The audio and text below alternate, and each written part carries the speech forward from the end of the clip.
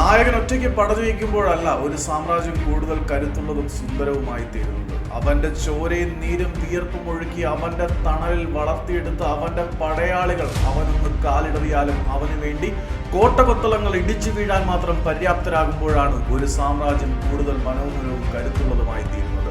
അങ്ങനെ നോക്കുകയാണെങ്കിൽ യൂറോപ്പിലെ കാൽപന്തിന്റെ പറങ്കിക്കോട്ട കൂടുതൽ കരുത്തുള്ളതായി തീരുകയാണ്.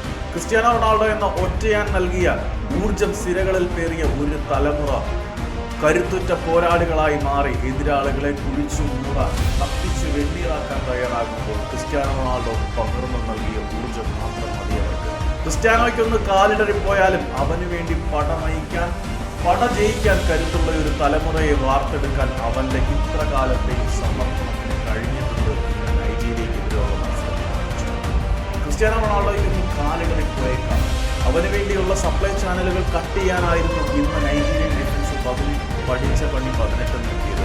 പക്ഷേ ക്രിസ്ത്യാനോ റൊണാൾഡോയ്ക്ക് ഇന്ന് തിളങ്ങാൻ കഴിഞ്ഞില്ലെങ്കിലും അവന്റെ പിരിച്ചരക്തം സിരകളിൽ പേർന്ന തലമുറ അവന് വേണ്ടി ഇന്ന് നൈജീരിയൻ കോട്ടം പൊളിച്ചടിക്കും. ഇന്നത്തെ മത്സരത്തിൽ ക്രിസ്ത്യാനോ റൊണാൾഡോയ്ക്ക് കാര്യമായിട്ടുള്ള നേട്ടങ്ങളൊന്നും ഉണ്ടാക്കിയെടുക്കാൻ കഴിഞ്ഞില്ല എന്നുള്ളത് പ്രത്യേകം എടുത്തു പറയേണ്ടതാണ്.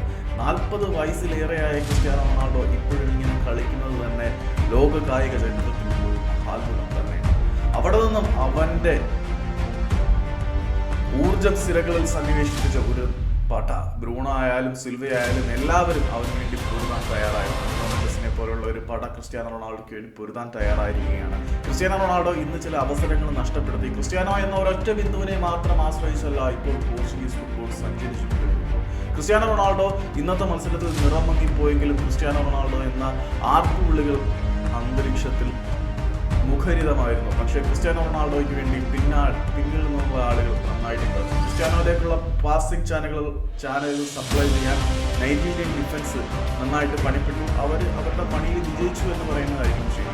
പക്ഷേ മധ്യനിര കളി പിടിച്ചു. ബ്രൂണോയും സിൽവയും ഒക്കെ ക്രിസ്ത്യാനോയ്ക്ക് വേണ്ടി പോർച്ചുഗലിന്റെ ബാറ്റിന് വേണ്ടി മനോഹരമായി കളിച്ചപ്പോൾ ഇന്നത്തെ മത്സരത്തിലെ വിജയം പോർച്ചുഗീസ് സ്വന്തമാക്കി. ഏതായാലും ഇന്നത്തെ മത്സരത്തിലെ വിജയം ഒരു തുടക്കം മാത്രമായിട്ട് കാരണം ഒന്നിൻ്റെയും തുടക്കമല്ല. ക്രിസ്ത്യാനോ റൊണാൾഡോ ഇറങ്ങിപ്പോയാലും അയാളെ എഴുതിത്തള്ളാനുള്ള സമയമായിട്ടില്ല.